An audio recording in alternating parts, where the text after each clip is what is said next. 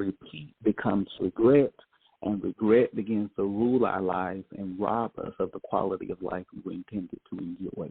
And so this is a great time to reflect. This is a great time to look back. This is a great time to take some responsibility, to hold yourself accountable, and to make some very important pivots and shifts in your life to move you from where you are to where you want to be. And so I want to delve into this. We're talking about this whole principle of changing your life. One of the most important discoveries I believe that you can ever make in your life is that change is inevitable and change is unavoidable. The problem is that as human beings, we are creatures of habit, and so we don't like change. We resist it. We fight it violently because we like comfort. We like to things to just, be as they've always been. We like a certain level of monotony in our lives, and we don't like the whole idea of change. Change is uncomfortable, as we just talked about in our last series. Change is challenging. Change is unsettling. And the reason change is unsettling is because it's always unsettling when we're forced to break into those new unknown frontiers and areas in our lives. And so the thought of that uncertainty or the thought of something new or something different begins to create this sense of apprehensiveness in us. And it causes us to be very reluctant to embrace change or growth or momentum in our lives. And so as we delve into this series of changing your life and the power to create your world, I want you to look through your life right now, and I want you to ask yourself a very important question. And the question is, what needs to change in my life? I want you to really think about that, because a lot of times we will talk about change, but we never move from talking about change to taking the necessary actions that will produce the change that we desire to see in our lives.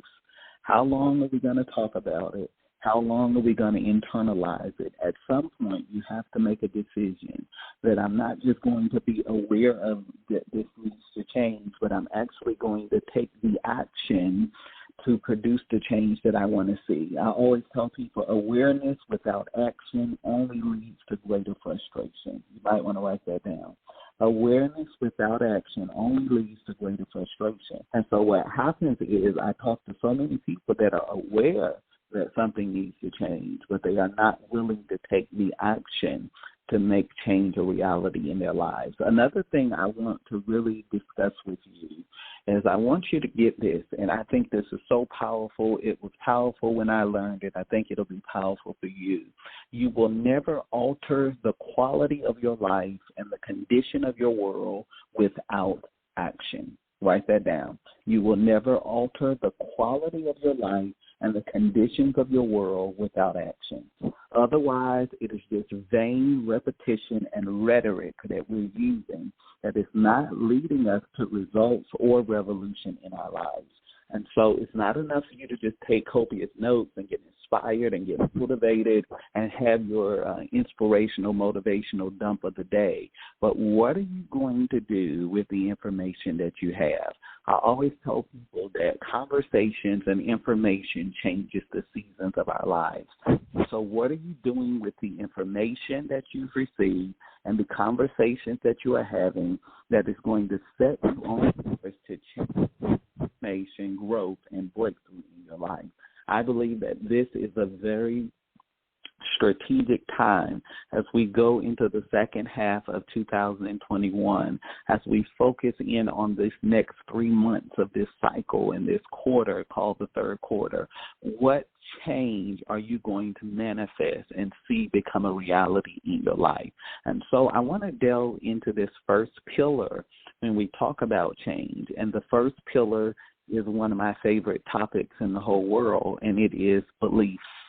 And so the first thing that we have to address in changing our lives is our beliefs. And where do I even begin? If you have followed my work, if you have read my books for any length of time, I don't think there is anything that I have written to date that I have not talked about the power of thought and the power of the mind. I believe that there are 12 environments that are absolutely critical to changing the course and the trajectory of your life. And while I could expound on the other 11, I believe that the most important environment and condition to changing your life is your thoughts. In fact, thought is so powerful that even if you never focused on the other 11, if you focus on the realm of thought, you could change and reverse everything about your life. I essentially believe that as a man thinketh in his heart, so is he. So many times we are cursing our lives. And what do I mean by cursing our lives? We are telling our same story. We're creating the same toxic, ineffective narrative for our lives. We're telling ourselves all the reasons why we can't, all of the factors that are stacked against us, all of the reasons that this will not work and this will not succeed. And what we do not realize is that we are not powerless to the conditions of our lives or the environments of our lives, but the only thing that renders us powerless is our own thinking. And so the only limitations that are legal and binding in our lives are the limitations that we engineer through our own thinking. And so if you want to change the trajectory of your life, it's not going to come from the outside. Yes, you may need to change your environment. But what if you can't change your environment? Yes, you may need to change your relationship. But what if you can't get away from certain relationships? There is one thing that you have complete and total control and authority to change in your life, and that area is your mind.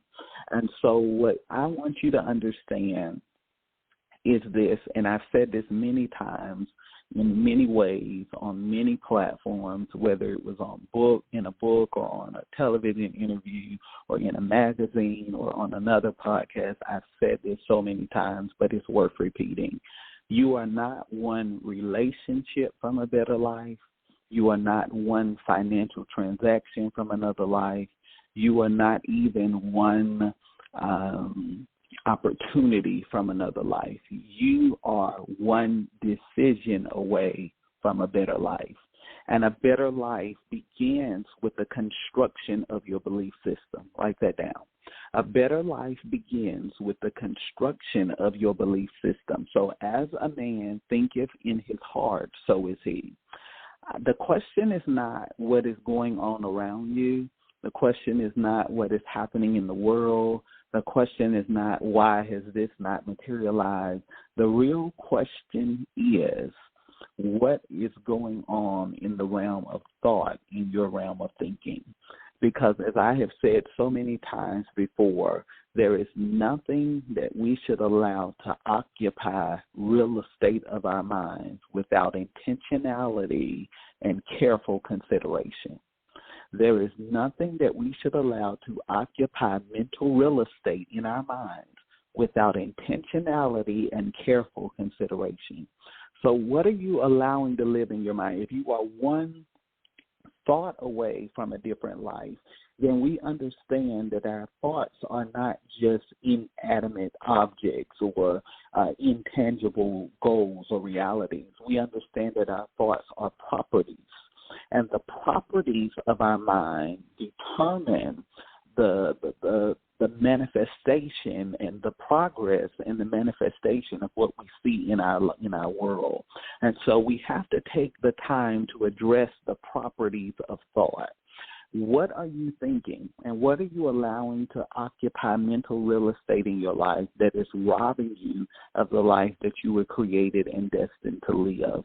So many times we're playing the role of a victim. We're creating this false narrative.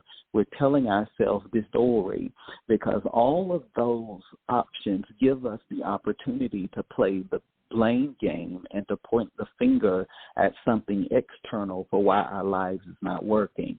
But one thing I've learned about the power of belief systems and thinking is that if we are going to shift the trajectory of our lives, if we are going to shift the course of our lives, then it's going to begin with shifting our thinking.